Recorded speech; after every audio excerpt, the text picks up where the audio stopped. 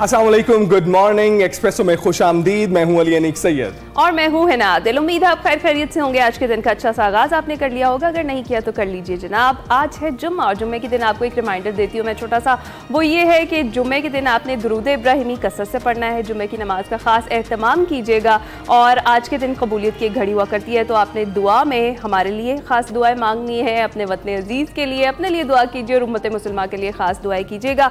और जनाब आगाज में लिया, बड़े एक्साइटेड है PSL सीजन 10 के लिए, आपकी खुशी बता रही है कि आपने शेयर करना है कुछ, आप बताएं जरा क्या। इतने जबरदस्त मैचेस हो रहे हैं, बेहतरीन खेल पेश कर रहे हैं। पाकिस्तान सुपर लीग की जो सारी टीमें इस वक्त प्ले ऑफ मरहले में थीं और जो कल का मैच था वो कराची किंग्स और लाहौर के दरमियान था, लाहौर कलंदर्स के। तो ये सीजन 10 के जो है जबरदस्त मैचेस में से एक था। पहले एलिमिनेटर में लाहौर कलंदर्स ने शानदार खेल का मुजाहरा किया, कराची किंग्स को 6 विकेटों से शिकस्त दी और यूं कराची की टीम भी अब फाइनल की दौड़ से बाहर हो गई। वैसे यूसुफ साहब कह रहे थे कि कराची किंग्स जो है वो ऑन पेपर बड़ी स्ट्रॉन्ग है, लेकिन मेरा ख्याल है कि ऑन पेपर काफी नहीं होता, आपको जो ग्राउंड में उतर कर जो है परफॉर्म करना पड़ता है। दो रिवायती हरीफ आमने सामने थे तो रिवायती मुकाबला जीत गया फिर लाहौर को होम ग्राउंड का एज मिलना ही था और ये हम पहले ही एक्सपेक्ट भी कर रहे थे। खैर मैं तो जरूर कर रही थी। और जनाब इसके साथ ही अब सिचुएशन कुछ यूं बन गई है कि अब अच्छा अगर कल का जिक्र करें तो अब्दुल्ला शफीक ने बहुत जबरदस्त परफॉर्मेंस दी है। कल के मैच में सिर्फ 35 गेंदों पर 65 रन उन्होंने बनाए और क्या जबरदस्त किस्म की फतह थी। हाँ, और इस्लामाबाद यूनाइटेड से अब जी दूसरे क्वालिफायर में मुकाबला होना है लाहौर कलंदर्स का। देखते हैं कि जी कोयटा के साथ फाइनल में मुकाबला कौन करता है। जिस तरह से अली ने कहा कि ये जबरदस्त किस्म के मैचेस जारी है, आपको स्टेडियम में ही जाकर देखने चाहिए, जरा स्टेडियम्स की रौनकें बहाल करें और वहां पर जाकर इन मैचेस को एंजॉय करें। बस अब आखिरी मैचेस रह गए, बाकी तो अब 2 मैचेस भी नहीं देखेंगे। बहुत सारे लोग वैसे अब रुख कर रहे हैं, खासकर लाहौर में जो है मैदान भरा हुआ नजर आता है आपको, और उसकी वजह भी है कि जिंदा दिलाने लाहौर देखना चाहते हैं मैचेस। लेकिन कुछ लाहौर नेवर डिसअपॉइंट्स। यहाँ पर लोगों की थोड़ी सी शिकायत कर दी थी, लेकिन उसके बाद फिर लोगों ने कहा कि ये लें जनाब, ये देखें पारा कितना ज्यादा है, दर्जन कितना ज्यादा है और इतना यहाँ पे हब्स और गर्मी है। इसके बावजूद भी ना सिर्फ प्लेयर्स अच्छा परफॉर्म कर रहे हैं बल्कि क्रिकेट भी उसको देख रहे हैं। अच्छा, एक और बड़ी अच्छी सी खबर है सुबह आपके लिए जो हमने आपके साथ शेयर करनी है।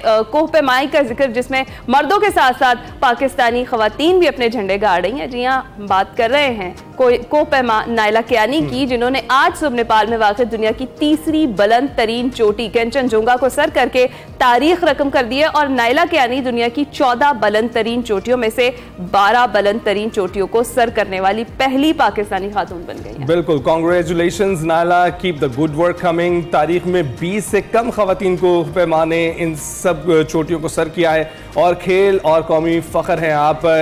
इनकी गैर मामूली शिराकत के एतराफ़ में इन्हें सितारा इम्तियाज़ से भी नवाजा जा चुका है और नायला को पैमाने के अलावा एक एरोस्पेस इंजीनियर हैं, बैंकर भी हैं और अपना स्टार्टअप भी चला रही हैं। जी हाँ, नायला हमारा सर फख्र से इसी तरीके से बुलंद करती जाइए, खैर खैरियत से वापस आइए, फिर हम आपकी मुलाकात करवाएंगे आपके फैंस से, आपके चाहने वालों से एक्सप्रेसो में।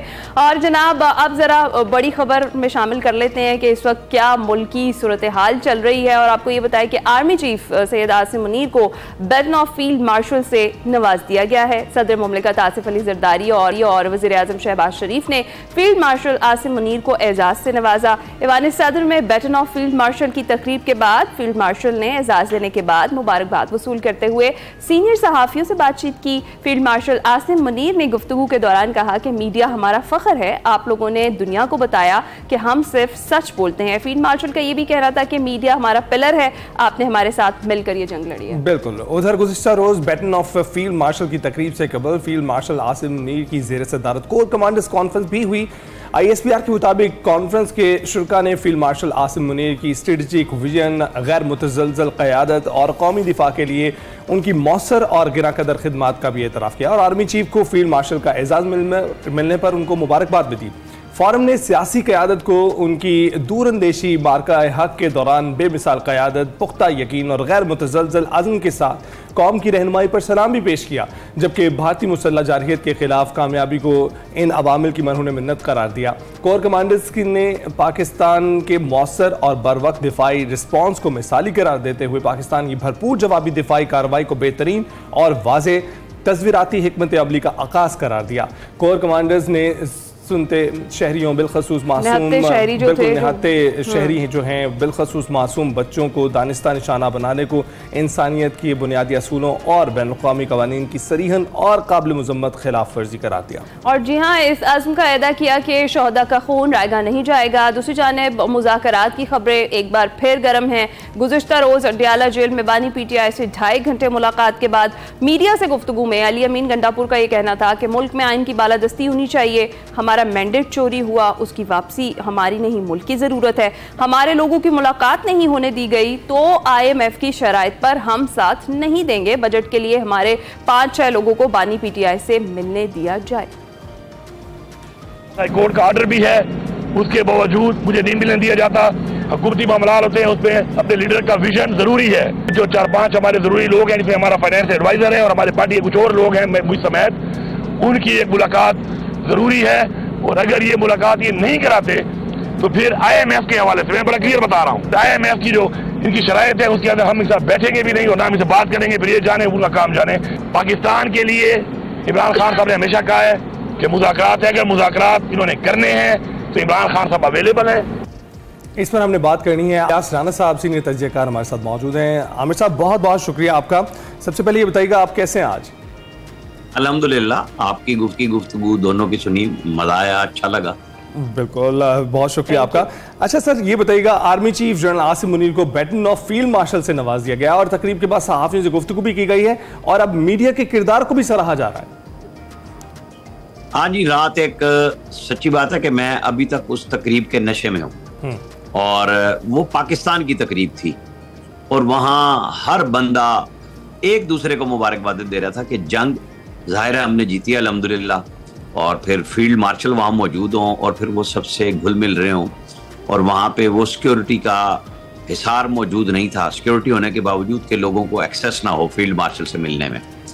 पहले वो जहाँ पे उनको स्टिक पेश की गई सदर और वज़ीर आज़म की तरफ से, वहीं पे मिले लोगों से और वहाँ मैंने ही उनसे पूछा तो वो हंस के बोले कि नहीं मैं तो बात नहीं करता। हमने कहा नहीं, आज कौम को पैगाम दें। तो कहने लगे कि मैं तो जारी हो चुका है जो पैगाम होता है। हमने कहा नहीं, आप बताएं मीडिया के रोल पे। तो उस पर उन्होंने बाज़ाब्ता कमेंट किया कि नहीं, आप सब लोग एसेट हैं, आप लोगों ने सच बोला है, सारी दुनिया को सच दिखाया, तो मुझे तो इस पर फ़ख्र है और हम सबको फ़ख्र है। तो जाहिर है इसके बाद फिर सदर, वज़ीर आज़म और सर्विसेज चीफ्स नवाज शरीफ, ये सारे लोग एक रूम में चले गए और एक दूसरे हॉल में जहाँ चाय होती है। नॉर्मली अब ये नहीं होता कि वहाँ पे फिर वापस आएँ, लेकिन फिर एकदम सब ने देखा कि सदर, वज़ीर आज़म, आर्मी चीफ, सर्विसेज, बाकी चीफ्स और कोर कमांडर्स भी वहीं पे मौजूद थे।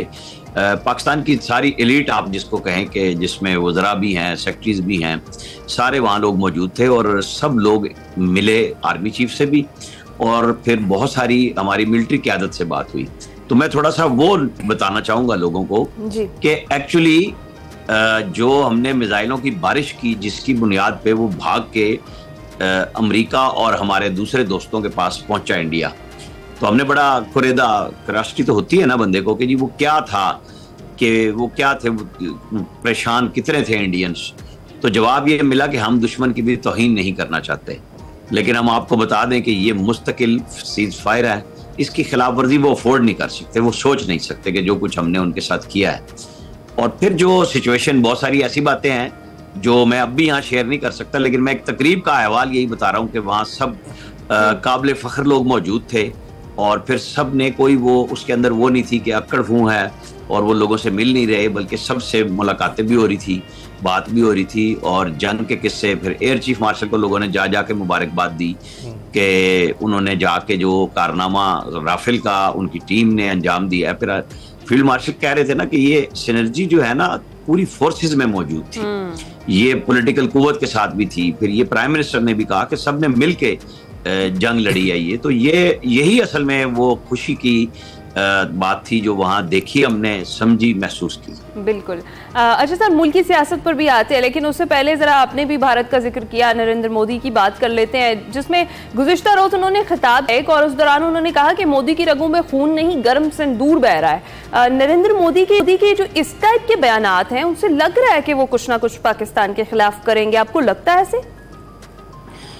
उसकी बात क्या जवाब दे बंदा, फिर यही कहे ना कि वो जो गरम संदूर बह रहा है उसको मांग में लगाया तो हमने ना, तो बहेगा, क्योंकि हमने तो रेशा उधेड़ के रख दिया उनके एयर बेसिस का, उनकी जो ब्रिगेड थी उसका, उनकी जो स्ट्राइकिंग फोर्सेस थी उनका बेड़ा गर्क किया हमने, उनकी जो एयर डिफेंस सिस्टम था उसका बेड़ा गर्क किया। तो वो अब खोल तो जरूर रहे होंगे ना, क्योंकि इतनी बड़ी हजीमत जहां ना उनका मीडिया बाज आ रहा है ना उनके लोग बाज आ रहे हैं, तो वो क्या करें? तो वो यही बातें कह सकते हैं, इसके अलावा उनके पास कहने को कुछ नहीं है। राइट। तो आमिर साहब पहले तो ये मान ही नहीं रहे थे कि ट्रंप ने कोई किरदार अदा किया है, वो बता रहे थे कि ये भारत की जानिब से जो है इकदाम लिए गए हैं और पाकिस्तान भारत के बाबैन बात हो रही है। लेकिन जयशंकर ने एक इंटरव्यू में माना है कि ट्रंप इंतजामिया से गुफ्तगू होती रही है इस सारी सूरत हाल के दौरान। देखिए वो आहिस्ता आहिस्ता मानेंगे ना सारा, वो अब क्या कहें कि उनको कितनी बड़ी शिकस्त हुई है, बल्कि जिल्लत आमेज शिकस्त हुई है। जिस पाकिस्तान के बारे में वो बात नहीं करते थे उसके बारे में अब आ गए ना कि हाँ जी ट्रंप इंतजामिया से भी बात हुई है। वो तो कहते थे कुछ है ही नहीं पाकिस्तान की वैल्यू क्या है, हमें क्या जरूरत है कि हम कुछ उस पर बात करें। और अब ट्रंप इंतजामिया भी पाकिस्तान की बात कर रही है, दुनिया भी सुन रही है बात। इनके वफूद क्यों निकले हैं सारी दुनिया में इतने बड़े वफूद? क्योंकि इन सबको गहरा दुख ये पहुंचा इंडियंस को कि जो दुनिया हमारे साथ खड़ी होती थी, हमारे हर झूठ के साथ खड़ी होती थी, इस दफा उन्होंने वजीर आजम शहबाज शरीफ की इस बात पे इक्तफा किया और मानी बात के गैर जानिबदाराना इन्वेस्टिगेशन होनी चाहिए पहलगाम वाक़े की। तो यहाँ से इनको पहला सदमा लगा था, क्योंकि कुलभूषण यादव वो जाफर ट्रेन का जो काम हुआ, सब कुछ चीजें सामने आती चली गई हैं, लेकिन पहले खामोश रही। अब दुनिया ने बिल्कुल हमारी अल्हम्दुलिल्लाह जो कुव्वत थी अपने दिफा की वो भी देखी और जो हमने फिर जवाब दिया वो भी देखा, तो फिर दुनिया को एहसास हुआ। आप देखें ना, ट्रंप खुद और उनके मार्को रूबियो जो वजीर खारजा हैं, दोनों कह गए थे कि ये तो सदियों से लड़ रहे हैं, आपस में तय कर लेंगे। तो इलाके का जो बतौर प्राइम मिनिस्टर के SHO बनाया हुआ था इंडिया को, तो जब उसे मार पड़ी है तो फिर सुलह कराने के लिए भी तो फिर आ गए ना सारे के भाई ये हमारा तो बंदा कुट गया, अब क्या बनेगी इसकी। तो फिर अब उनको जो हो रहा है इंडियंस को, इसीलिए उन्होंने दुनिया भर में वफूद भेजे हैं कि लोगों को मनाया जाए, बताया जाए। सही। वफूद का आपने जिक्र किया आमिर साहब, सफारती महाज पर भी डेफिनेटली हमारी कामयाबी है कि इस बार जो भारतीय बयानिया है वो सेल नहीं कर सकते, उस तरीके से नहीं कर सके। और जिस तरीके से हमारी सफारतकारी मजबूत थी, जिस तरह से हमारे जो दोस्त ममालिक हमारे साथ खड़े हुए इस सारे वक्त में, वो एक मिसाल अपने आप में है। आपको लगता है कि जो वफूद हमारे इस तरह से अब दुनिया में जाएंगे और बात की जाएगी और जो तस्वीर का असली पहलू है वो सामने रखा जाएगा, तो इसमें जो जाफर एक्सप्रेस का वाक़या है और जो खुशदार वाक़या, इन दोनों वाक़यात को भी बाकायदा तौर पर शामिल किया जाना चाहिए और इसी तरीके से रिप्रेजेंट भी किया जाना चाहिए जो भारतीय जारियत है। बिल्कुल, प्राइम मिनिस्टर भी निकल रहे हैं अगले हफ्ते विजिट पे, और फिर बिलावल भुट्टो भी, मेरी डार साहब से कल बात हुई थी, साग डार साहब से, वो कह रहे थे कि अगले हफ्ते वो भी जाएंगे। तो डोजियर हमारे तैयार हैं, चीजें हमारी तैयार हैं और दुनिया हमारी बात सुन भी रही है, समझ भी रही है। और हम अब भी ये कह रहे हैं कि जैसे हमने कहा था कि हम उनके 2 एयर डिफेंस सिस्टम और भी उड़ा सकते थे, हम उनके जहाज भी उड़ा सकते थे, लेकिन हमने सोचा कि खित्ते में कशीदगी ना बढ़े, इसलिए डी एस्केलेशन पे इक्तफा रखा पाकिस्तान ने। पाकिस्तान की ये पॉलिसी है कि हम अपने दिफा पे तो बिल्कुल कोई कंप्रोमाइज नहीं करेंगे, लेकिन इस खित्ते की बेहतरी के लिए जो भी बातचीत होनी है वो जामिया होनी चाहिए कि उसमें कश्मीर का इशू भी है, हक़ खुद इरादियत है, फिर पानी का इशू है, फिर दहशतगर्दी का इशू है, फिर कहीं चौथे नंबर पे तिजारत का इशू आता है। तो पाकिस्तान बिल्कुल ओपन है, लेकिन जैसे ये जो लोग बीच में पड़े, पाकिस्तान के दोस्त बही ख्वाह ममालिक सारे के सारे, और बातचीत की बात हुई, तो वो पाकिस्तान तो समझता है ना कि सऊदी अरब और UAE में हमारे मुज़ाकरात हो सकते हैं और इंडिया को उस पर आना चाहिए, क्योंकि वो शिमला माहदे की तो बात अब इंडिया दोबारा कह रहा है, तो फिर उसके ऊपर तो कोई बात हो नहीं सकती। लेकिन मैं बीच में एक मजे की बात मुझे ये याद आई, रात तुर्की के सफीर से भी मेरी बात हुई। अच्छा। तो जाहिर है मैंने भी कहा कि जी हमें बड़ा फख्र है आप पे कि आप जैसे दोस्त ममालिक हमारे साथ थे। उसने कहा नहीं, ऐसी बात नहीं है, हम खुद चाहते थे कि पाकिस्तान के लिए जब भी मौका हो तो करें। तो हमारी अगली नस्ल को अब ये मैसेज गया कि हमारी दोस्तियां कैसी हैं, किन ममालिक के साथ होनी चाहिए, हमारी क़यादत का ये शौरी फैसला था। उनसे बात हुई, इंडिया की तरफ से जो पाबंदियां लगी, उन्होंने कहा देखें वो अलग चीजें हैं, आप पाकिस्तान को देखें, तुर्की को देखें कि हमारे रिलेशंस, मतलब ये कि उन्हें उनकी कोई परवाह नहीं थी कि इंडिया कोई पाबंदियां लगा रहा है, उनके साथ तिजारत भी है, उनके साथ सियाहत के बड़े लोग जाते हैं, तो वो पाकिस्तान से पाकिस्तानियों के साथ बतौर कौम निभा रहे थे कि हम अपनी नई नस्ल को ये मैसेज देने में कामयाब हुए हैं कि हमारी और पाकिस्तान की दोस्ती कैसी है। राइट। तो अब ये बताइएगा कि तहरीक इंसाफ की सियासत की भी थोड़ी सी बात कर रहे थे, जिसमें गुज़श्ता कई दिनों में दावे सामने आ रहे हैं, बानी पीटीआई के खुफिया मुलाकातें हो रही हैं और मुज़ाकरात भी हो रहे हैं, ये दावा किया जा रहा है। तो कोई मुज़ाकरात हो रहे हैं आपके इल्म में है? जबकि कल अली अमीन गंडापुर ने बानी से मुलाकात के बाद ये कहा था कि एहतजाजी तहरीक चलाने की जिम्मेदारी मुझे दी गई है, तहरीक के लिए दोनों कंधे दूंगा, आने वाले दिनों में तहरीक का टेम्पो फिर चलेगा। तो आपको लग रहा है मुज़ाकरात हो रहे हैं? माशाल्लाह उनके कंधे बड़े तवाना है, वो 12 जिले एकदम क्रॉस कर जाते हैं। उनके साथ जब उमर अयूब मिल जाएं तो वो आपने शायद देखी होगी दामने को की जो पहाड़ियां हैं, जहाँ पे एक ट्रक भी लगा हुआ हो और वो उसके भी बीच में से गुजर जाते हैं, बन सकती है जिस तरह से सीमेंट के बैरिकेड से भी वो निकल गए और ये पहुंच गए। तो उनकी तहरीक का तो हमें 3 दफा तो पता चल चुका है। अब पीटीआई के कारकुनों ने देखना है। लेकिन मैं आपको बात बताता हूँ, इमरान खान से किसी की मुलाकात नहीं हुई थी। जो चिड़िया जो है ना किसी की सठिया गई थी, उन्होंने ये खबर दी तो हमने उसी वक्त ट्वीट किया था कि ऐसी कोई मुलाकात नहीं हुई, वो इस्तेमाल हो गए। अब खुद भी वो रजू कर रहे हैं और कह रहे हैं, कल रात कह रहे थे कि नहीं वो इमरान खान की सुलह नहीं हो सकती, वो मानता नहीं है और वो बिल्कुल खत्म होगी बात। लेकिन मैं आपको बताता हूँ, जो बातचीत हो रही थी बैरिस्टर गौहर और बाकी पीटीआई के लोग जो कर रहे थे वो ये थी कि हुकूमत और इस्टेब्लिशमेंट के नुमाइंदों के साथ बैठ के पीटीआई की क़यादत बात करें। इमरान खान 2 हफ्ते पहले मान गए थे। जब इस मंगल को गए तो वो उनके अंदर जो उनकी बहनों की और अहलिया की मुलाकात हुई तो उन्होंने कहा जी मैं सिर्फ फौज से बात करूंगा, किसी और से बात नहीं करूंगा। तो पहला तो उन्होंने ये जो परसों जवाब दिया था ये समझ में आ जाने वाले था कि उनसे तो किसी फौज की बात ही नहीं हुई, इसीलिए तो कह दिया। अच्छा, फिर अब कल परसों उन्होंने फिर कहा, 2 दिन पहले ये कहा, फिर 1 दिन बाद कहा कि ये बादशाह सलामत बन जाते तो बेहतर था। बैरिस्टर गौहर ने मुबारकबाद दी फील्ड मार्शल बनने की और वो फील्ड मार्शल को कह रहे थे कि आप बादशाह बन जाते।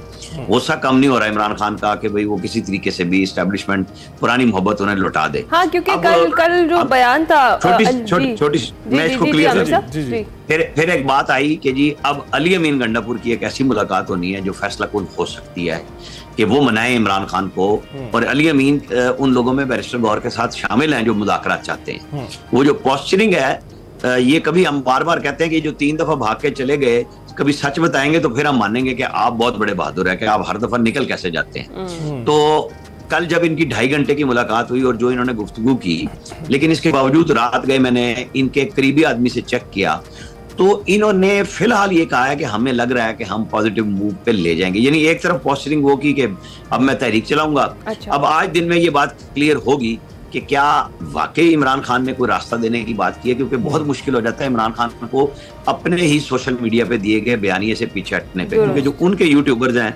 वही उनको फंसवा देते हैं कि डट के खड़ा कप्तान। सियासी जमातें रास्ता लेती हैं, रास्ता बनाती है और उन्हें बनाना चाहिए। हाँ बिल्कुल, ये क्रीज के दोनों तरफ नहीं खेला जा सकता है, किसी एक जगह को मुंतखब करना पड़ेगा। किस साइड पर ये जो मुज़ाकरात का ऊंट है ये बैठता है, फिलहाल खान साहब मानते हैं नहीं। बहुत शुक्रिया, आमिर यासराना साहब हमारे साथ मौजूद थे, मौजूदा मुल्की सियासी हाल पर अपना तज्जिया दे रहे थे। इसी के साथ हम जाएंगे एक ब्रेक पर, आप कहीं मत जाइएगा।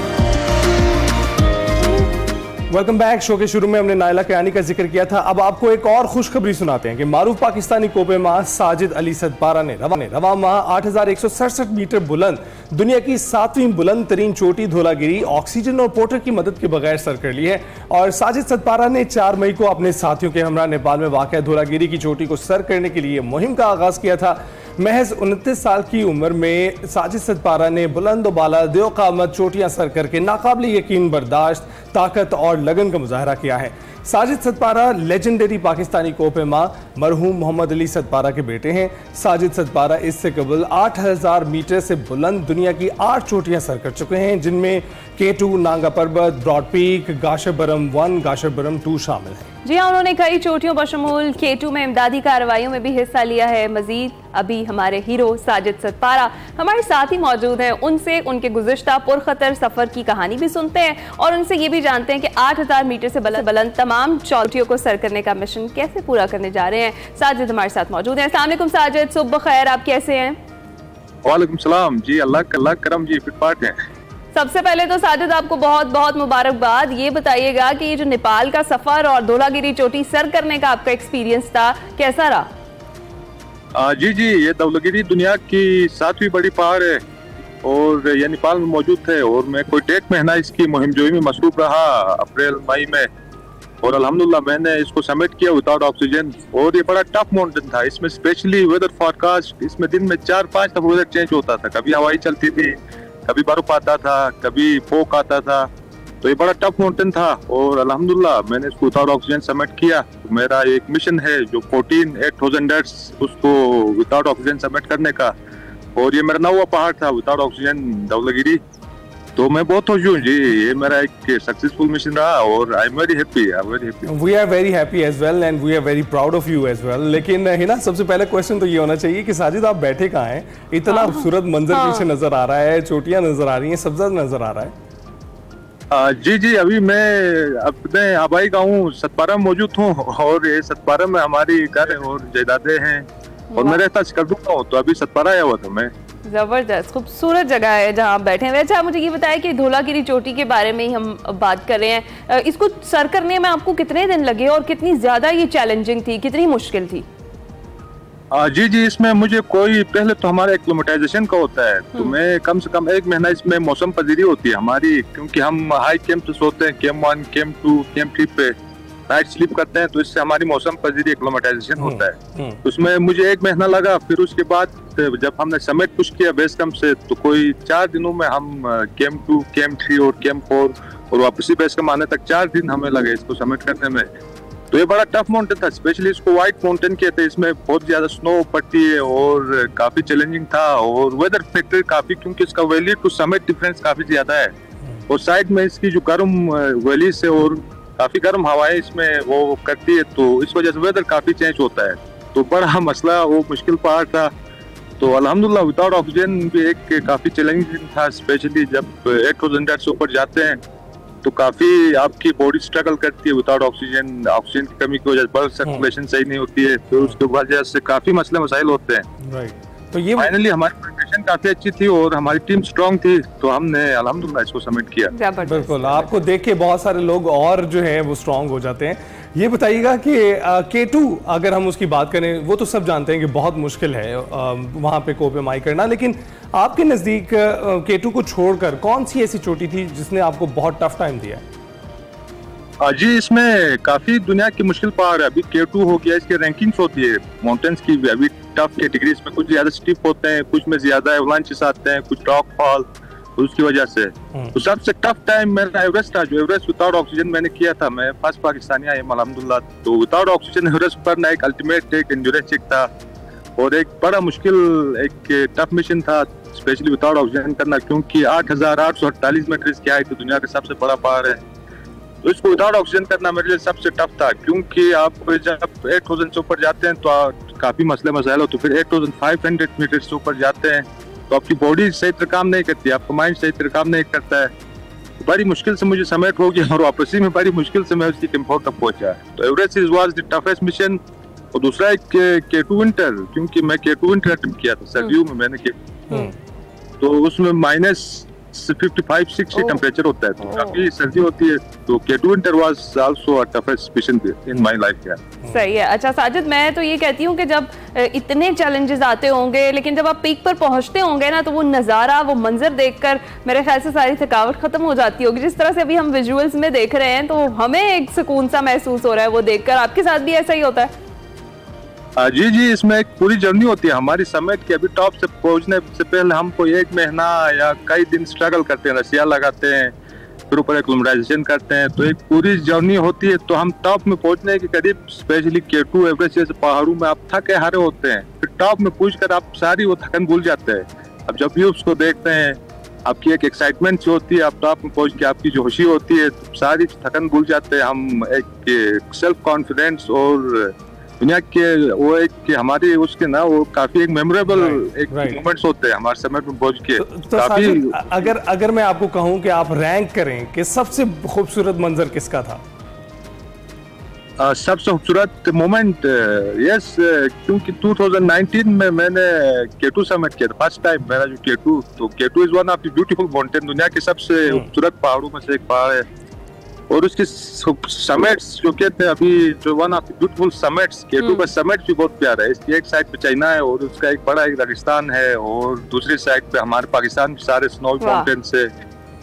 तो बड़ा एक प्यारा मंजर आपके समिट से नजर आता है, स्नो प्लस ड्राई माउंटेन्स, और उसका समिट एक रिच है, स्नो रिच, तो काफी बहुत प्यारा है और परफेक्ट वेदर था। जब मैंने समिट किया था क्लियर वेदर, तो one of the best summit और मेरा किसी एक ठोजंडर पे दुनिया की दूसरी और मेमोरेबल भी बहुत था। अच्छा साजिद, जब काफी यादगार रहा वो। सही, जब इस तरह की टफ एक्सपीडिशंस आप करते हैं तो जब पहुंच जाते हैं मंजिल पर, जब पीक पर पहुंच जाते हैं, बाबा की याद आती है आपको? उनके शौक को लेकर कैसे आप आगे चल रहे हैं, उनकी लेगेसी को आपने मेंटेन किया हुआ है और जिस तरह से वो टैलेंटेड थे।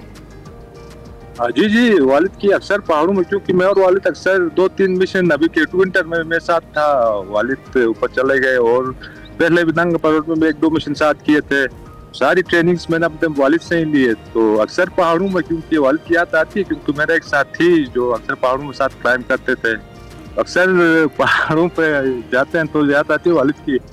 लेकिन अल्हम्दुलिल्लाह I am keeping his dream forward और मैं अपने वालिद के नक्श कदम पे चल रहा हूँ और उसकी लेगेसी को आगे लेके चल रहा हूँ। और वो बहुत खुश हो रहे होंगे आपको इस तरह से कामयाब होता देख के।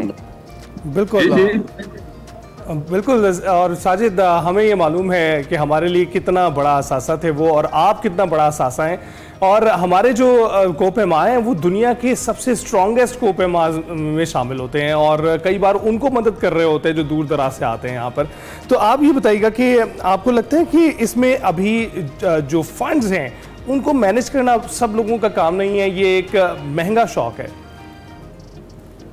जी जी, ये काफी दुनिया का वन ऑफ एक्सपेंसिव स्पोर्ट्स है माउंटेनियरिंग, क्योंकि पहाड़ चढ़ना है, इसमें आपकी काफी प्रिपरेशन, ट्रेनिंग, फिजिकली मेंटली आपको फिट होना पड़ता है।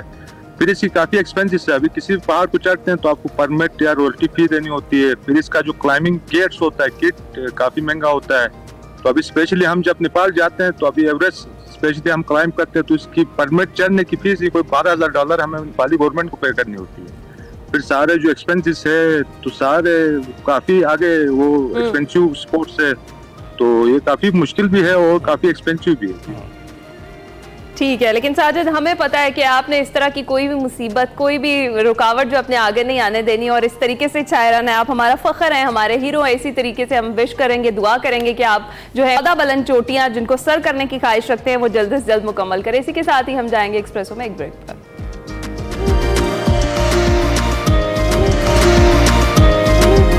वेलकम बैक टू एक्सप्रेसो जी। अब आपको बताते हैं कि ऑस्ट्रेलियाई हाई कमीशन इस्लामाबाद में एक रंग बिरंगी तकरीब के साथ ऑस्ट्रेलिया डे सेलिब्रेट किया गया, जिसमें ऑस्ट्रेलिया और पाकिस्तान के दरमियान दोस्ती और लोगों के आपस के रिश्तों को जोश और खरोश से मनाया गया। इस साल की तकरीब बहुत ज्यादा खास थी क्योंकि इसमें ऐसी चीजें दिखाई गई जो दोनों मुल्कों की सकाफतों को जोड़ती हैं। ट्रक आर्ट में कैंगरू, बाग में गूंजती ऑस्ट्रेलिया के मकामी परिंदों की आवाजें और बड़ी बड़ी स्क्रीन पर ऑस्ट्रेलिया की 6 रियासतों और 2 इलाकों की खूबसूरती को दिखाया गया है। मजीद इस हवाले से हमने बात करनी है। हमारे साथ मौजूद है नील हॉकिंस, पाकिस्तान में ऑस्ट्रेलिया हाई कमिश्नर है।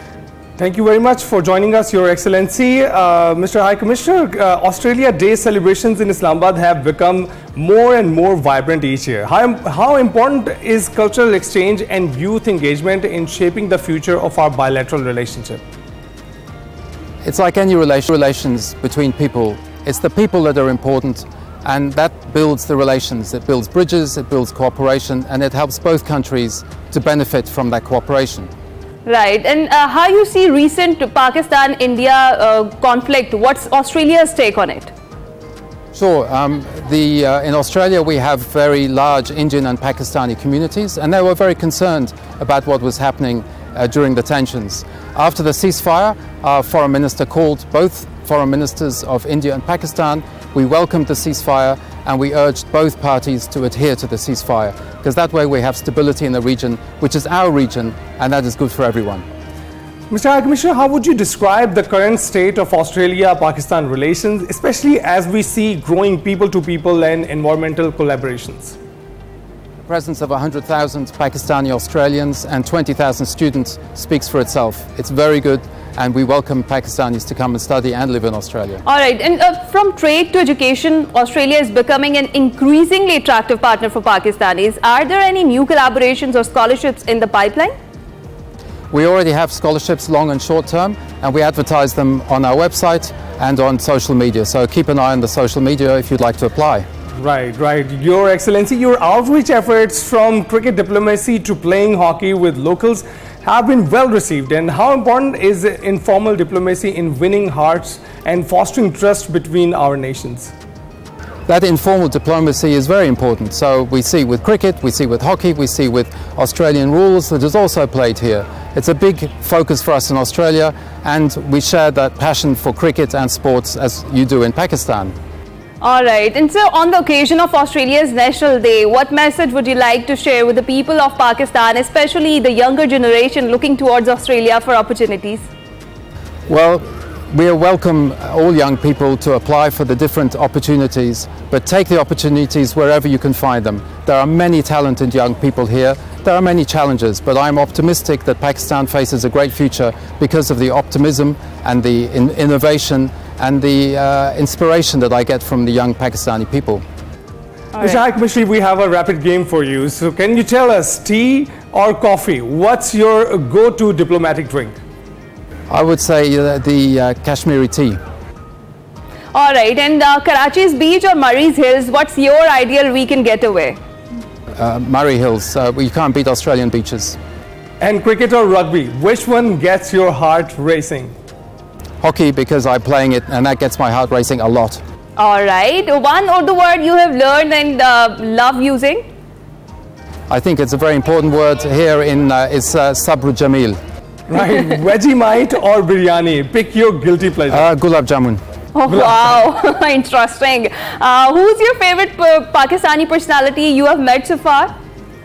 Oh, that's a difficult one. There are many, but I'm consistently inspired by a lot of the young people here. So I would say it's the generation that inspire me, not just individuals. Okay, kangaroo or markhor? Oh, you can't beat the kangaroo. Okay. If you could bike anywhere in Pakistan, where would it be? I would like to go, I'd love to bike around Hunza. It's the most beautiful place I've ever been to. No, okay, a song or artist from Pakistan that surprised you? Nusrat Fateh Ali Khan. I've learned about him a long time ago and I still think he's amazing. Everyone's favorite. All right. What's one thing from Australia you wish Pakistan had and vice versa? Pakistan, what I miss here is the cooler weather and the nice beaches. And in Pakistan, I think what we can learn from Pakistan is the deep family connections that you have, which we don't have so much in Australia. Thank you very much, Yulensi, for talking to us and telling us what's happening on your side and your experiences in Pakistan. We will go on a break. Program के दूसरे हिस्से में खुशामदी top of the hour अपना segment शामिल करेंगे सुबह सवेरे सिरन किनारे। आपको पता है कि वकार अहमद मलिक साहब इस वक्त वादी सिरन में मौजूद हैं, पैदल सफ़र कर रहे हैं, एक्सप्लोर कर रहे हैं हमारे लिए, लेकिन सुबह सुबह हमें जेलस भी बहुत ज़्यादा करते हैं। वो कितनी खूबसूरत मकामात पर वो खड़े होते हैं और किस तरीके से वो पैदल अपने इस सफ़र को एंजॉय कर रहे हैं, उनसे बात कर लेते हैं। वकार अहमद मलिक साहब और वकास खान हमारे साथ दोनों ही मौजूद हैं। वकार साहब, सबसे पहले तो ये बताएं कि सिरन किनारे चलते चलते कहाँ पहुँचे हैं आज आप? बहुत शुक्रिया हिना अली। सुबह सवेरे सिरन किनारे, और सिरन किनारे में इस वक्त एक बहुत ही अहम जगह पे हूँ। यानी ये जो इस तरह का होता है ना टूर जिसमें आप पैदल चल रहे होते हैं, फिर कोई चीज़ मिस नहीं करते आप। और ये वो जगह है, एक ऐसी जगह पे मैं पहुँचा हूँ जो कि मेरे वहम गुमान में नहीं थी कि यहाँ पे सिरन वैली के अंदर ऐसी जगह हैं। डाडर है, ये बेसिकली गांव है, और जब हम वकास खान हमें यहाँ पे लेके आए तो इसका जो गेट है, मैं जब इससे एंटर ही हुआ हूँ तो मतलब उसकी जो एक वाइब थी इस जगह की, अमेजिंग। और बुनियादी तौर पे ये अब पहले कहीं महकमे जंगलात के पास था ये सारा सेटअप, अब इसको एक होटल कह लें या एक ऐसी जगह जहाँ पे आप रिहाइश इख्तियार कर सकते हैं। टोटल 3 आप समझें कि कॉटेजेस हैं, और अगर आप पेशगी कोई यहाँ पे बुकिंग वगैरह करवा के इस तरह आ सकते हैं। लेकिन यहाँ पे कॉलोनियल टाइम के और पुराना जो है आर्किटेक्चर आपको मिलता है, बहुत ही खूबसूरत है। मेरे पस मंज़र में आप देखिए क्या खूबसूरत जो है वो इमारत है, और आसपास जो है वो टोटल जंगल है, और फिर इधर जो है वो दरिया सिरन वो बह रहा है। तो एक्चुअली यहाँ पे जो चीज़ आपको बहुत ज़्यादा मैं हैरत कर देती है, वो एक तो ये चीज़ है कि यहाँ पे का जो आर्किटेक्चर है यहाँ की, एकदम आपको ऐसे लगता है जैसे अगर आपने वो पुरानी मूवीज़ देखी हैं कॉलोनियल पीरियड की, तो बिल्कुल आपको लगता है जैसे आप उसमें दाखिल हो गए, क्योंकि यहाँ को इतना इंटैक्ट किया गया है, इतना जगह को ज़बरदस्त तरीके से महफूज किया गया है कि कोई मॉडर्न चीज़ ऐसा जो उस तरह नज़र नहीं आती। मेरे बिल्कुल पस मंज़र में जो बिल्डिंग है उसमें वो पुराना पोस्ट का वो जहाँ पे ख़त डालते थे वो वाली चीज़ें। इसी तरह जब मैं इनके इस कमरे के अंदर गया तो वो पुराने टेलीफोन्स और इस तरह की चीज़ें आपको मिलती हैं, बिल्कुल वो पुराना आर्किटेक्चर मिलता है। अमेजिंग, यानी ये जो सुबह है ना ये बड़ी मेरी यादगार सुबह है, क्योंकि मेरे कम से कम वहमो गुमान में नहीं था और मैं बड़ा अजीब सा फील कर रहा हूँ कि ये जगह मैंने पहले क्यों नहीं देखी। राइट, तो वकास खान साहब आप करेंगे, आप लोगों को क्या बताएंगे डॉटर के बारे में? आप वहाँ पर पहुँचे हैं, उसकी वजह शोहरत क्या है, तारीख के हवाले से भी कुछ बताइए। जी बिल्कुल, एक्चुअली हम जो डॉटर जिसका जिक्र भी किया वकार भाई ने, डॉटर हम बचपन से हम सुनते आए हैं और हमारे बड़े इसका जिक्र करते रहे और उनके बड़े उनके सामने जिक्र करते रहे। ये हमारे इस इलाके का सबसे मशहूर गांव, सबसे खूबसूरत जगह, सबसे बेहतरीन पुरफिज़ा पिकनिक पॉइंट हमेशा से रहा है। यहाँ पे नेचुरल ब्यूटी और नेचुरल ब्यूटी के साथ अगर मुझे ये इजाज़त हो तो मैं ये कहना चाहूँगा कि इसकी खूबसूरती को देखकर ही यकीनन जो ब्रिटिश कॉलोनियल दौर था उसमें हमारे जो भी ज़िम्मेदार थे, ऑफिसर्स या अंग्रेज़ दौर के लोग थे, उन्होंने इस जगह को मुंतखब किया 2-3 चीज़ों के लिए। सबसे पहली जो हमेशा से मशहूर रही है, यहाँ पर टीबी सैनिटोरियम रहा है यहाँ पर, और लेटर ऑन फिर वो बदल कर मेंटल हॉस्पिटल बना और फिर जनरल हॉस्पिटल बना, वो अभी भी यहाँ पे मौजूद है और उसको सैकड़ों 100 साल से ज़्यादा अरसा हो गए कि वो यहाँ पे मौजूद है। इसी तरह इस जगह को ऑफिसर्स के रहने के लिए फॉरेस्ट हाउस के मतलब इस तरह के उन्होंने बेंगलोज बनाए हुए थे, जगह कॉटेजेस वगैरह बनाए हुए थे जो लकड़ी से बने हुए हैं। इसके बुलंद वाला दरख्तों को प्रिजर्व रखा गया, जैसे वो है वैसे ही रखा गया है, जंगल को बचाया गया है और उसी लकड़ी से मुख्तलिफ चीज़ें यहाँ पे बनी हुई मौजूद हैं। आज भी उसका स्ट्रक्चर भी मौजूद है या उसके खंडरात या उसके आसार मौजूद हैं। ये इसकी शायद खूबसूरती को देखकर ही, और पुरफिज़ा तो है, ये दरिया सरन के किनारे पर है, ऊंचा है और बुलंद वाला दरख्त है, और इन सारी चीज़ों के साथ फिर जिस जगह पे अभी हम खड़े हैं कंट्री साइड कॉटेजेस, ये तो फिर like on top of all of them है ना, कि इस जगह को उन्होंने पहले खुद अपने रिहाइश के लिए रहन सहन के लिए रखा, एंड देन फिर वो महकमा जंगलात के पास आया, उसने भी इसको, यहाँ पे दरख्त जो लगे हुए हैं, इन दरख्तों की उम्र आपको बताती है कि पुरानी जगह है, कदीम जगह है, और इसको जब मतलब सेट रखने के लिए, काबिल इस्तेमाल बनाने के लिए कहीं पर भी एक्स्ट्रा कंक्रीट नहीं डाली गई है, पत्थर रखा गया है जो इलाकाई यहाँ का मकामी पत्थर है, उसी के साथ क्यारियाँ बनाई गई हैं। आपके दरख्तों के अंदर कोई ऐसी आपको गैर मकामी दरख्त नज़र नहीं आता है। चिनार यहाँ पर मौजूद है, सरव के दरख्त यहाँ पे मौजूद हैं, कुछ फ्रूट्स के दरख्त यहाँ पे मौजूद हैं, सारे मकामी हैं। तो ये सारी चीज़ें हमें ये बताती हैं कि ये जगह कदीम है, जैसी थी वैसी ही है, मोस्ट प्रोबेबली थोड़ा बहुत स्ट्रक्चर है और रहने के लिए बहुत अच्छी है। मैं रिकमेंड करूंगा कि अगर आप आना चाहते हैं तो इस जगह को जरूर देखिए। बिल्कुल बिल्कुल। अच्छा वकार साहब, जिस तरह मैंने आगाज में कहा ना कि आप हमें भरपूर जेलस कर रहे हैं, पहले दिन आपने खूबसूरत किस्म की वाटरफॉल के आगे आप खड़े हुए थे, वहां से दिल जलाया हमारा। कल एक मजेदार किस्म की जंगल में मौजूद थे जहाँ से खूबसूरत परिंदों की आवाजें आ रही थी। आज आप डॉडर में मौजूद है और इतनी खूबसूरत और अच्छी जगह है ये कि आपके वाकई पस मंजर में आपने दुरुस्त कहा कि लग रहा है किसी टीवी या फिल्म का सेट लगा हुआ है। तो क्यों ना फिर हम भी एक्सप्रेसो वहीं से लाइव करें। जी, मैं तो कहता हूँ ये जो वकास खान साहब ने कहा है और आपने भी यही कहा है, आपने कहा है कि यहाँ शो, मतलब यहाँ आप आए ना, यहाँ से हम मॉर्निंग शो लाइव करते हैं। क्या पस मंजर है नीचे, हम तो बल्कि यहाँ पे एक हफ्ता शो लगातार कर सकते हैं क्योंकि नीचे दरिया है, झीलें हैं। सिरन में तो आप 1 साल के लिए भी आ सकते हैं, 1 साल के लिए हम प्लान कर सकते हैं कि यहीं से शो करें। एक और चीज़ जो कि वकास खान मेरे ख्याल में कि आप भूल गए तो मैं बता दूँ, अस्तबल वाली जो बात है, तो जी बिल्कुल बड़ी कमाल है कि यहाँ पे ये बेसिकली एक बिल्डिंग जो है वो अस्तबल घोड़ों के हवाले से थी। और दूसरा ये है कि ये जगह वाकई बहुत ही ज़बरदस्त है। हम अभी डॉडर में हैं और डॉडर से ही हम अब आगे निकलेंगे। मैं उससे पहले विज़िट कर चुका हूँ एक दफ़ा। ये जो मेंटल हॉस्पिटल है, ये जो टीबी सैनिटोरियम, वो तो एक मुकम्मल तौर पे आप दुनिया से कट जाते हैं। यानी आप बाकायदा टाइम ट्रैवल करते हुए कोई 100 साल पीछे चले जाते हैं। वो इस तरह की इमारतें हैं, ऐसा कमाल वो आर्किटेक्चर है, वो पुरानी बैरके सलामत है। हालांकि कुछ ज़लज़ले के मामले की वजह से कोई फ्लैश फ्लड आया था जिसकी वजह से बहुत सारी डैमेज हुआ, बट मेरे लिए समझ से बात आ रहा है कि अगर वो अभी डैमेज होने के बावजूद ये है तो उस वक्त वो क्या आलीशान और क्या कमाल चीज़ होगी। ये नहीं, अगर 100 साल पुराने तनाजुर में देखें तो यहाँ का क्या मतलब, लाहौर के वाले से क्या मिसाल हुई। यानी ये इस इलाके का सबसे बड़ा आर्किटेक्चर था। तो वकास खान एक दिन कह रहे थे कि यहाँ के जो उस वक्त के सादा मकामी लोग थे वो किस हैरत से इतने बड़े स्ट्रक्चर को देखते होंगे, हालांकि बैरकी ही है मेरा मतलब है, लेकिन आप उस तनाजुर में जब कच्चे मकान होते थे और इस तरह का। तो ये हमारा खैर पैदल सफ़र जारी है और आप प्रोग्राम बनाइए, अगर आपने आना है तो ज़रूर आइए, यहाँ से हम शो कंडक्ट करेंगे और मैं किसी और वैली किसी जगह पे चला जाऊँगा, वहाँ से आपको बीपर दे दूँगा, आप यहाँ बैठिए।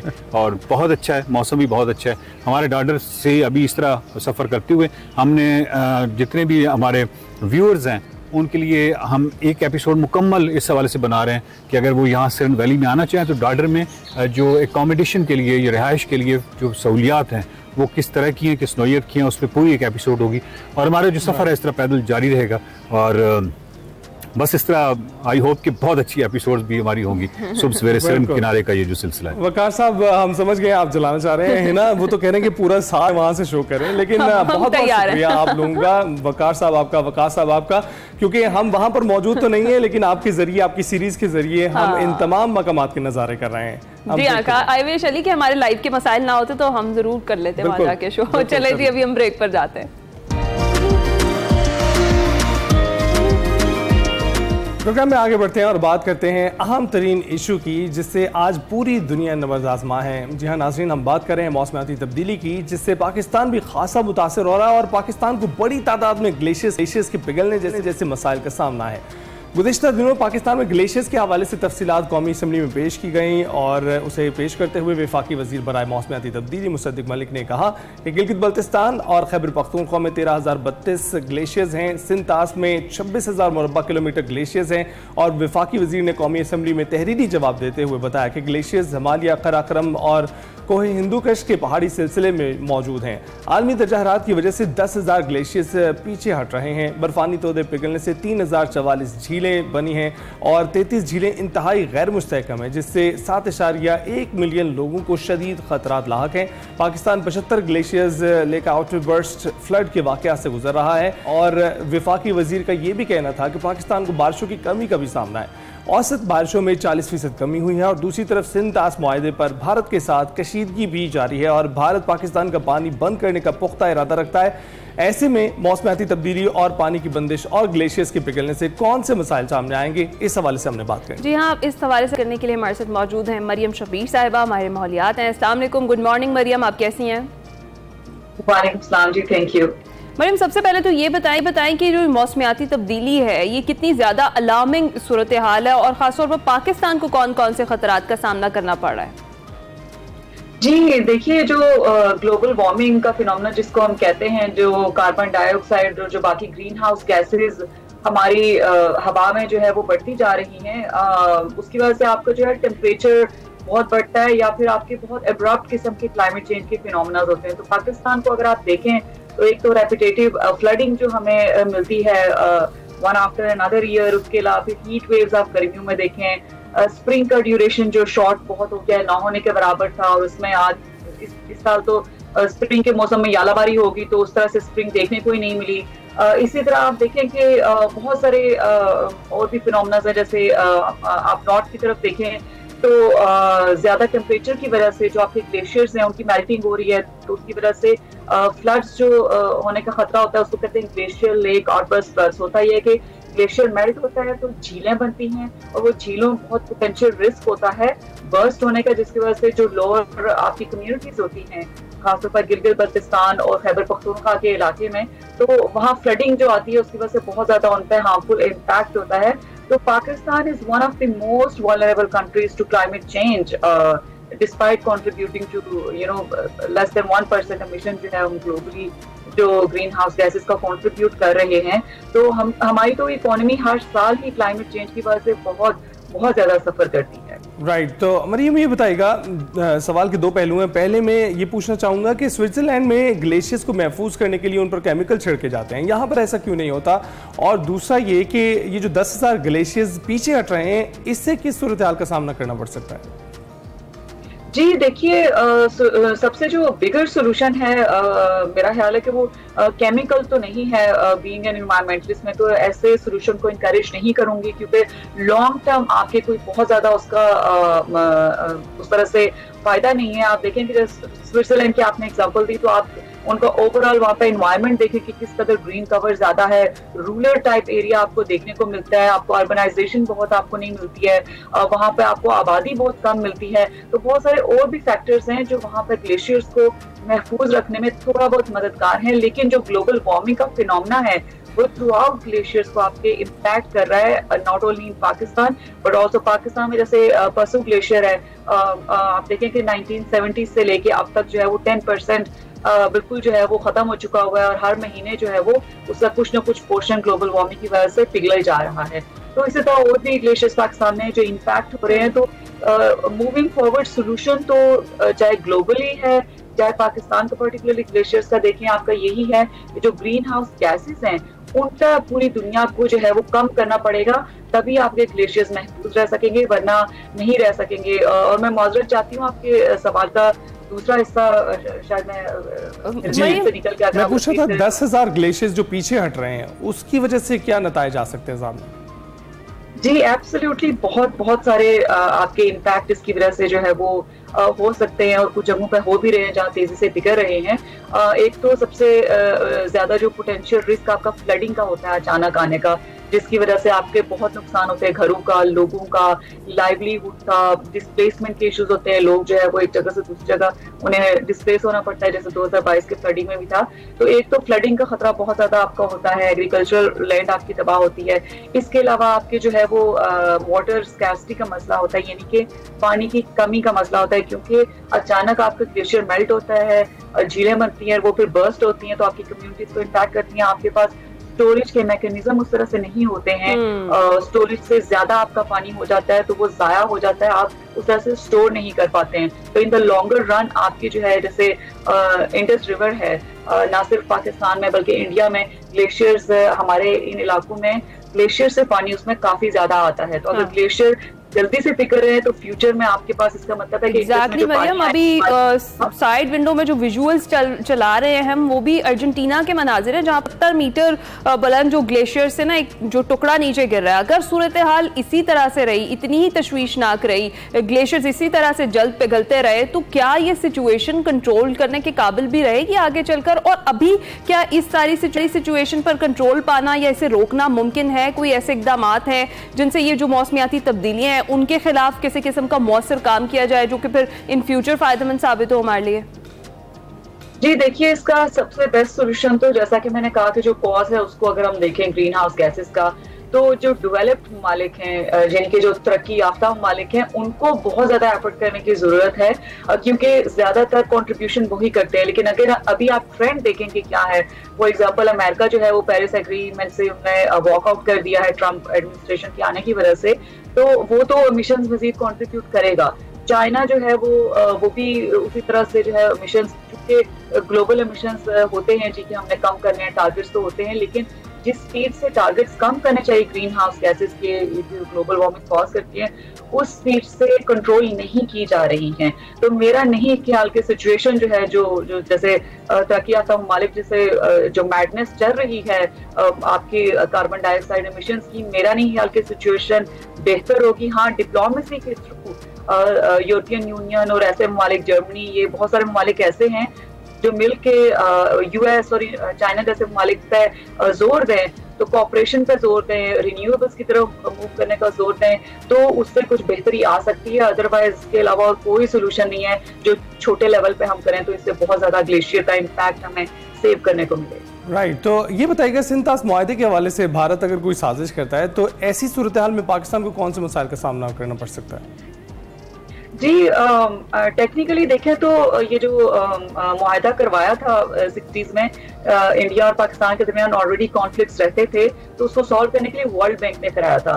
तो अगर इंडिया ये ऐलान करता है कि वो पानी बंद कर देंगे या ये कर देंगे, वो तो टेक्निकली वो कर नहीं सकते हैं, क्योंकि ये मुआहदा कोई डोमेस्टिक नहीं है जो दो मुल्कों ने बैठ के किया था, बल्कि दो पार्टीज इसमें इन्वॉल्व हैं और उसमें क्लॉज हैं बाकायदा, और उन क्लॉज को आपको अगर आप उसको वायलेट करते हैं तो आपके ऊपर उसका इंटरनेशनल कोर्ट ऑफ जस्टिस या वर्ल्ड बैंक जो ब्रूकर था उनके थ्रू आप पे इम्पैक्ट आ सकता है।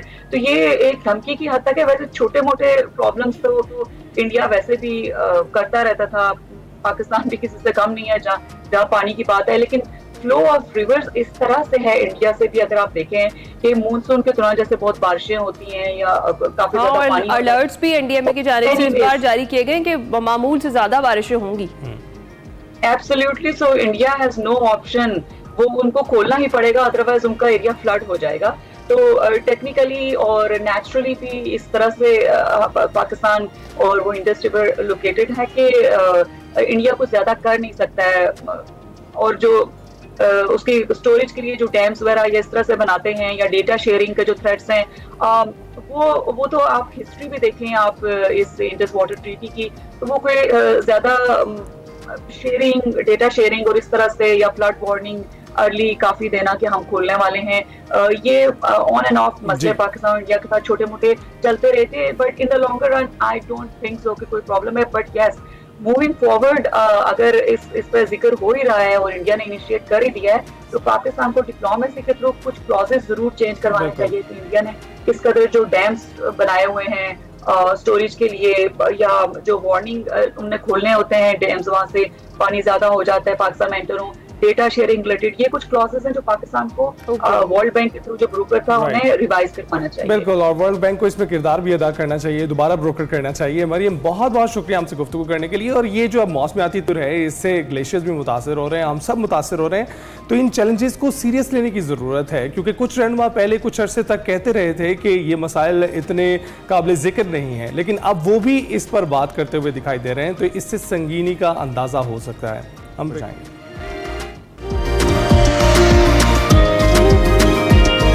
Welcome back to Expresso. जी, आगाज में हमने पीएसएल का जिक्र किया था, तो हमने कहा जरा तफसीली डिस्कशन भी इस पर कर लेते हैं। सीजन 10 या कल जो मुकाबला था वो रिवायती हरीफों के दरमियान था।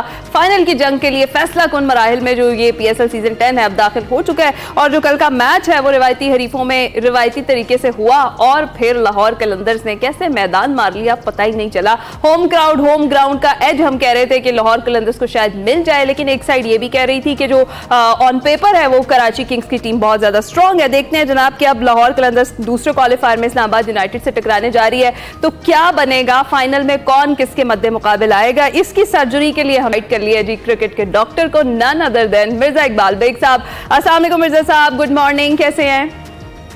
वालेकुम अस्सलाम हिना, आप सब बखैर, आप खैरियत से हैं, अली भी खैरियत से होंगे? बिल्कुल अल्हम्दुलिल्लाह। मिर्जा साहब, सबसे पहले तो ये जरा कल वाले तगड़े मुकाबले की या जो रिवायती हरीफों का मुकाबला था, मैं चाहूंगी उस पर आप कमेंट करें। देखिए, आपने कहा था होम ग्राउंड, ठीक है होम ग्राउंड, लेकिन होम क्राउड कहाँ था? हाँ। क्राउड तो था ही नहीं, वरना अगर कराची और लाहौर का मैच हो, लोग लाहौर से फोन करते, टिकट्स मांगते हैं कि भाई हमें टिकट चाहिए, मैच देखना है, लेकिन पब्लिक का इंटरेस्ट खत्म हो गया। बहरहाल हैट्स ऑफ टू लाहौर, किस्मत की देवी लगता है उन पर बहुत ज्यादा मेहरबान थी, जिस तरह की उन्होंने फील्डिंग की, कैचेस ड्रॉप किए, मिस फील्डिंग की, डेविड वार्नर का 2 दफा उन्होंने कैच ड्रॉप किया, लेकिन उसके बावजूद लाहौर कलंदर्स की टीम 6 विकेटों से जीत गई। तो इसका मतलब है कि किस्मत जो है, किस्मत का सितारा चमक रहा है। और आज का मैच इस्लामाबाद यूनाइटेड के खिलाफ लाहौर को चाहिए कि अपनी गलतियों का इजाला करे और एक नए अंदाज से, नए जोश जज्बे के साथ मैदान से उतरे। लगता ही है कि कराची किंग्स की जानिब से एक ही आदमी था जो मुकाबला कर रहा था, वो डेविड वार्नर था, लेकिन जो फील्डर्स थे कराची किंग्स के, उन्होंने मायूस कुन फील्डिंग की।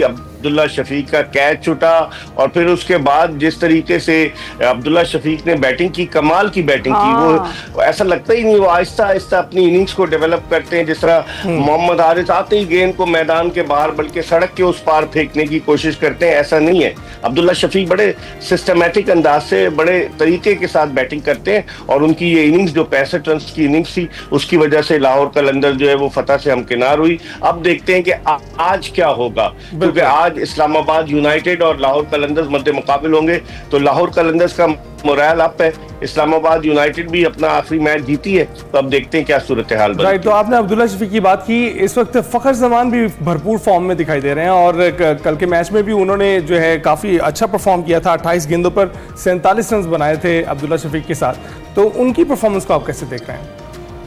देखिए, फखर जमान ऐसा प्लेयर है कि जो T20 खासतौर पर वाइट बॉल क्रिकेट का स्पेशलिस्ट कहलाता है। ये तो पाकिस्तान क्रिकेट बोर्ड ने ज्यादती की जब Pakistani cricket team Zimbabwe, Australia और साउथ अफ्रीका के दौरे पर गई तो उसे ड्रॉप कर दिया क्योंकि उसने PCB के एक ऑफिशियल की शिकायत कर दी थी और उसको खमियाजा भुगतना पड़ा। फिर उसने एक ट्वीट, उसकी जो हैंडलर है, जो कंपनी है, उसने ट्वीट कर दिया बाबर आजम के हक में, जिसकी वजह से फखर जमान जो थे वो तकरीबन दीवार से लगा दिए गए थे। लेकिन चले, बहरहाल परफॉर्मेंस दी है, पाकिस्तानी टीम में वापस आए। उनके 47 रन बड़े इंपॉर्टेंट थे क्योंकि शुरू में उन्होंने अटैक किया अब्बास आफरीदी और मीर हमजा पे। मीर हमजा बड़ी अच्छी बॉलिंग कर रहे हैं, अब्बास आफरीदी की 17 विकेटें, लेकिन वो बेचारा दिल बर्दाश्ता हो गया, उसे पाकिस्तानी टीम में सेलेक्ट नहीं किया गया। हाईएस्ट विकेट टेकर है इस PSL का।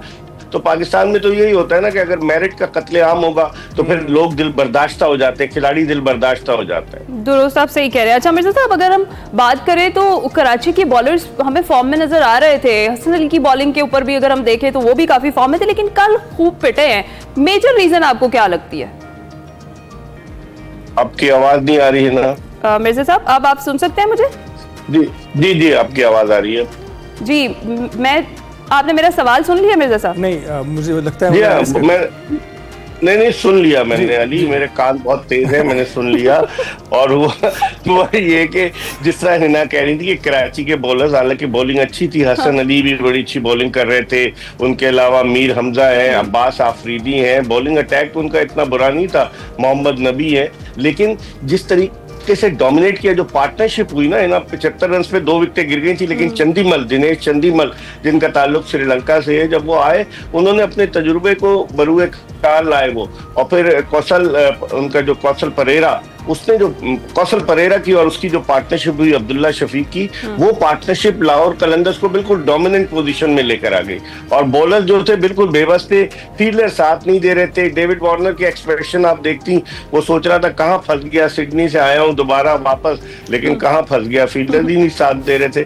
तो अब किस्मत जो थी वो मेहरबान थी लाहौर कलंदर्स पर का। राइट, तो ये भी बताइएगा कि आज का मुकाबला है तो कलंदर्स इस्लामाबाद का सामना कर रहे हैं। दोनों जो है एक मैच खेल चुके हैं फाइनल तक रसाई हासिल करने के लिए। इस्लामाबाद हारी है और लेकिन लाहौर कलंदर्स जीती है। तो मोराल के एतबार से भी आपको लगता है कि इस्लामाबाद अभी ऐसी जगह पर खड़ी है जहां पर उसको ज्यादा चैलेंजेस का सामना है? इस्लामाबाद मैच चूंकि हार गई अली, तो उसके बाद थोड़ा सा डिमोरलाइज तो वो थी शुरू में, लेकिन कल का वो जो परसों का मैच जीते हैं उससे थोड़ा सा, परसों का मैच वो हारे उससे उनपे जरा सा एक नफ्सियाती तौर पर उनपे एक दबाव सा तो होगा। और लाहौर कलंदर्स जो है वो ट्यून अप हो गई है। मैंने कहा ना कि 40 रन उन्होंने एक्स्ट्रास के दिए, 12 वाइट बॉल्स की और जो नो बॉल्स पे रन बने, फ्री हिट्स पे रन बने, उसके बावजूद लाहौर जीत गई। तो लाहौर को अपनी गलतियों का इजाला करना होगा और इस्लामाबाद यूनाइटेड थोड़ा सा अंडर प्रेशर होगी। एक तो ये तो लाहौर का होम ग्राउंड है, बेशक होम क्राउड हो ना हो, लेकिन होम ग्राउंड तो है लाहौर का। और लाहौर कलंदर्स इसी मैदान पर 2 मरतबा चैंपियन बनी है, 2022 और 2023 में। तो मैं समझता हूँ कि इस मरतबा लाहौर कलंदर्स जो है वो अच्छा परफॉर्म करेगी, उसे एडवांटेज होगा जब इस्लामाबाद के खिलाफ मैदान में उतरेगी। अच्छा, तो आज की फेवरेट आपकी लाहौर कलंदर्स को मैं समझूं?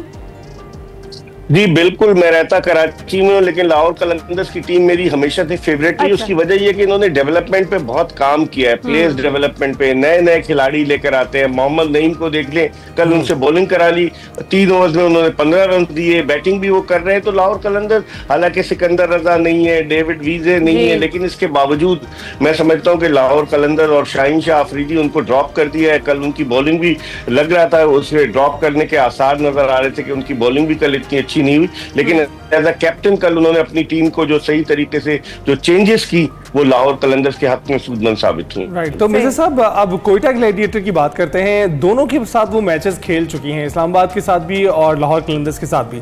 आपको ज्यादा कंफर्टेबल वो किसके साथ मैच खेलते हुए दिखाई दिए और ज्यादा मुश्किल में किसने डाला? नहीं, कंफर्टेबल तो कोई भी टीम नहीं होती। जो मैच जीतते हैं तो वो समझ लीजिए अपनी कारकर्दगी की बुनियाद पर जीतते हैं ना। तो अब मुझे लग रहा है कि कोयटा ग्लैडिएटर्स चूंकि ट्यून अप हो गई है, सर विवन रिचर्ड्स उनके साथ है, स्ट्रेटजी उनकी बड़ी जबरदस्त है और मोहम्मद आमिर शुरू में अच्छी बॉलिंग कर रहे हैं। तो कोयटा ग्लैडिएटर्स की टीम जो है वो आहिस्ता आहिस्ता अपनी फॉर्म में आ चुकी है। अब एक फाइनल किल है कि 25 मई को यानी परसों इतवार के दिन कोयटा ग्लैडिएटर्स क्या करती है। यही मुझे अच्छी तरह से याद है, 2017 का फाइनल वो खेली थी पेशावर ज़ल्मी के खिलाफ, जो बासानी पेशावर ज़ल्मी जीत गई थी। फिर कोयटा ग्लैडिएटर्स ने एक मरतबा 2019 में ये PSL जीती है। अब इस मरतबा पिछले 2-3 साल से उनकी परफॉर्मेंस अच्छी नहीं थी, इस मरतबा उनकी कारकर्दगी बेहतर हुई है, ट्यून अप हुए। तो अब देखते हैं कि फाइनल में उनके मद्दे मुकाबिल कौन आता है। अगर लाहौर आया तो असल सवाल तो ये है मिर्जा साहब, कोयटा ग्लैडिएटर्स अगर तो आज किस्मत की देवी आपने जैसे कहा मेहरबान हुई है लाहौर कलंदर्स पर और रहती है और आज का मैच भी जीत जाते हैं, तो फिर फाइनल में आप किसको इस बार ट्रॉफी उठाता हुआ देख रहे हैं? अब इतना जल्दी नहीं है कि प्रेडिक्ट ना कर सके आपको करना पड़ेगा। हाँ बिल्कुल, किस्मत की देवी अभी मेहरबान हुई है और गई नहीं अपने घर, अभी तो वो मौजूद है। आज भी देवी जो है वो मेहरबान हो सकती है लाहौर कलंदर पर। मुझे लाहौर कलंदर्स के ज्यादा चांसेस लग रहे हैं जिस तरह से शेप अप किया है। देखिए कोई टीम अगर 40 एक्स्ट्रा रन दे और फिर भी मैच हार जाए और फिर भी मैच जीत जाए तो इसका मतलब है कुछ ना कुछ तो है, कहीं ना कहीं से उन पर जो ब्लेसिंग है। तो इसका मतलब है ये हुआ कि अगर फाइनल कोयटा और लाहौर का होता है तो मैं फिर भी लाहौर को फेवरेट करार दूंगा। राइट, और लाहौर कलंदर्स की परफॉर्मेंस से मुतल्लिक, शाहीन शाह अफरीदी की परफॉर्मेंस से मुतल्लिक भी बताइएगा। आप क्या सोचते हैं कि बड़ी तनकीद भी हो रही है नसीम शाह पे, शाहीन शाह अफरीदी पे कि उनकी बॉलिंग में वो जो चीज़ है वो दिखाई नहीं दी, लेकिन आपको इन रीसेंट मैचेस में वो दिखाई दे रही है? देखिए शुरू में कुछ मैचेस में तो बहुत अच्छी बॉलिंग की है शाहीन शाह अफरीदी। शाहीन शाह अफरीदी को आप रूल आउट नहीं कर सकते, वो अच्छे लेफ्ट आर्म फास्ट बॉलर हैं और 2018 से वो इंटरनेशनल क्रिकेट में आए, परफॉर्मेंस दे रहे थे, बीच में इंजर्ड हो गए। लेकिन आप एकदम से, मुझे लग रहा है कि अगली बारी अब हारिस रऊफ की है। जिस तरह से बाबर आजम ड्रॉप हुए, जिस तरह से रिजवान ड्रॉप हुए, जिस तरह से शाहीन अफरीदी ड्रॉप हुए, मुझे लग रहा है कि जो सिलेक्शन कमेटी जिसका कोई सरबराह ही नहीं है, तो सिलेक्शन कमेटी जो है मुझे लगता है अगली तलवार गिरने वाली है हारिस रऊफ पे। लेकिन शाहीन शाह अफरीदी जो है वो एक फाइटर क्रिकेटर है, मुझे उम्मीद है कि वो आज के मैच में और अगर फाइनल के लिए क्वालिफाई करते हैं तो अपनी परफॉर्मेंस के जरिए साबित करेगा कि अभी वो खत्म नहीं हुआ। ओके, ये तो PSL की बात हो गई। मिर्जा साहब 28 से बांग्लादेश के साथ जो हमारी सीरीज है वो भी शुरू हो रही है और जो स्क्वाड का ऐलान हुआ है उसमें हम देख रहे हैं बहुत सारे जो सीनियर्स हैं वो मिसिंग है, ना बाबर है, ना रिजवान है, ना शाहीन है। क्या कॉमेंट करेंगे आप? देखिए हर दफा हम ये नारा हिना लगाते हैं कि हम जो है ना नए लड़कों को चांस दे रहे हैं, फ्यूचर की प्लानिंग कर रहे हैं। भाई आपने 8 लड़के ड्रॉप कर दिए जो न्यूजीलैंड के टूर पर गए थे, तो कहाँ गई फ्यूचर की प्लानिंग? जहांदाद खान थे, बहुत सारे, मोहम्मद अली को आप व्हाइट बॉल क्रिकेट में लिया, बेशुमार उमर बिन यूसुफ थे, बेशुमार क्रिकेटर्स थे जिनको आपने 8 लड़कों को ड्रॉप किया। सुफियान मुकीम कहाँ गया? मेरे ख्याल में उसके साथ ज्यादती हुई है। अब्बास आफरीदी कहाँ गया? सुफियान मुकीम शायद इसलिए नहीं हुआ कि अबरार और शादाब खान 2 स्पिनर्स टीम में, तो उसकी जगह कहाँ बनेगी? तो इन्होंने टीम का जो इंतखाब किया है और पुरअसरार तरीके से इंतखाब किया है, पर जो हम सुबह सोकर उठे तो हमें पता चला कि टीम का ऐलान हो गया। तो उमूमन Pakistan cricket board press conference में टीम का ऐलान करता है, सवालात लिए जाते हैं सहाफियों से, लेकिन ऐसा कुछ नहीं हुआ। तो शायद तनकीद से बचने के लिए ऐसा किया गया। आप देखें क्या करते हैं। बांग्लादेश को आप आसान मत लें, और पहले भी पिछले साल हमें 2 मैचेस वो हरा कर गई है, टेस्ट मैचेस। तो अब देखते हैं कि क्या होता है। तो मिर्जा साहब ये वही मेजर सर्जरी तो नहीं जिसके हवाले से मोहसिन नकवी साहब अक्सर जिक्र किया करते थे? नहीं, सर्जरी तो नहीं है। अब आपको हम भेज दें ऑपरेशन थिएटर में, फिर आप कैंची जो है भूल जाए आप पेट में किसी के, तो फिर क्या होगा? ये वो सर्जरी नहीं है। सर्जरी जो है वो मतलब होनी थी लेकिन हुई नहीं। हसन अली ने तो कह दिया कि वो इक्विपमेंट नहीं मिले सर्जरी के। तो अब देखते हैं कि क्या होता है। ऐसे ही सिर्फ नारे लगाए जाते हैं, इस तरह की हरकतें की जाती है। इनको ग्रीन कपड़े पहना दें ना और इनको भेज दें ऑपरेशन। बिल्कुल बिल्कुल, मैंने कहा डॉक्टर साहब बैठे हैं तो सर्जरी की भी बात हो जाए। बस हम ये उम्मीद ही करेंगे कि ये जो बातें आप बता रहे हैं, समझा रहे हैं, PCB के भी जहन में आ जाए और वो भी ये सारी चीजें समझ ले। बहुत शुक्रिया मिर्जा इकबाल बेग साहब हमारे साथ मौजूद थे, हम क्रिकेट को डिस्कस कर रहे थे। अभी हम जाएंगे एक ब्रेक पर।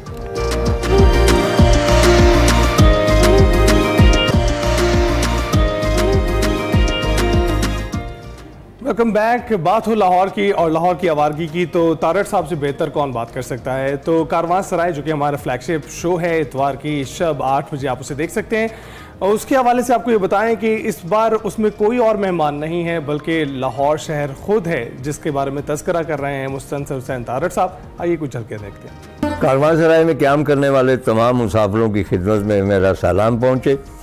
ख़वातीन हज़रात, आज एक नया मुसाफिर कारवां सराय में आया और उस मुसाफिर का नाम है लाहौर। और वो अकेला नहीं आया, अपने पूरे लाओ लश्कर के साथ आया है। वो जो उधर मकानियत है, जो कोठरियाँ हैं जिनमें चिराग जल रहे हैं, उनमें अदब है लाहौर का, उसके साथ चलें तो अदाकारी है, उसके साथ चलें तो गुलकारी है, उसके साथ चलें तो उसकी क्रिएटिविटी है, उसके आगे जनाने लाहौर हैं जिनकी तारीफ होती है कि मैनू 10 खां शहर लाहौर अंदर वगैरह, और दरमियान में एक फव्वारा है और वो उबल रहा है, और वो एक अरसे से उबल रहा है, और वो है क्रिएटिविटी का, तख्लीक का। सारा जौहर जो है वो तख्लीक का लाहौर से उबल रहा है। सारा दिन फिरते रहे, हमें नहीं मिला, तो हमने चोपड़ा साहब को फ़ोन ही कर दिया। अच्छा। फ़ोन करके हमने पूछा कि हम तो गवाल मंडी में सुबह से फिर रहे हैं, हमें आपका घर मिल नहीं रहा और यहाँ किसी को पता भी नहीं है, ज़ाहिर है। तो चोपड़ा साहब ने पहले तो ये कहा कि यार एक तो तुम वरना पंजाबी च गल कर, अंग्रेजी च गल ना कर, कि तू लाहौरों बोल रहे हैं तो अंग्रेज़ी बोल रहे हैं, तो पंजाबी में बात हुई सर।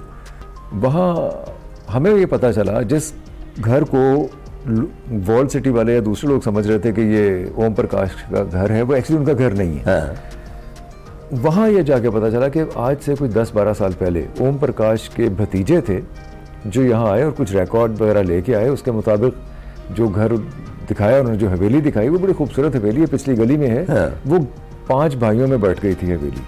उसके जो आर्किटेक्चरल सिग्निफिकेंस है वो तो इंटैक्ट है, लेकिन जो थड़ा था, कुआं था, या वो खत्म हो गया। हमने तो जनाब लाहौर के बारे में तारड़ साहब से और ज़ीशान से बेहतर आपको कौन बता सकता है। इतवार की शब 8:05 पर हमारा फ्लैगशिप शो कारवांसराय देखना मत भूलिएगा, बहुत ही इंटरेस्टिंग है इस बार का शो। लाहौर का जिक्र हो रहा तो मैंने कहा आपको जाते जाते एक रिमाइंडर भी दे दूं, PSL मैचेस स्टेडियम में जाके देखिएगा। लाहौरियों जरा अपने लाहौरी होने का सबूत दें जनाब जाकर। जी हाँ, 2 ही मैचेस रह गए हैं, जरूर देखिएगा आप। इसके साथ साथ बेस्ट ऑफ एक्सप्रेसो भी देखना मत भूलिएगा, क्योंकि हम आपसे अब मुलाकात करेंगे पीर को। अपना ख्याल रखिएगा, फीडबैक जरूर दीजिएगा। अल्लाह हाफिज।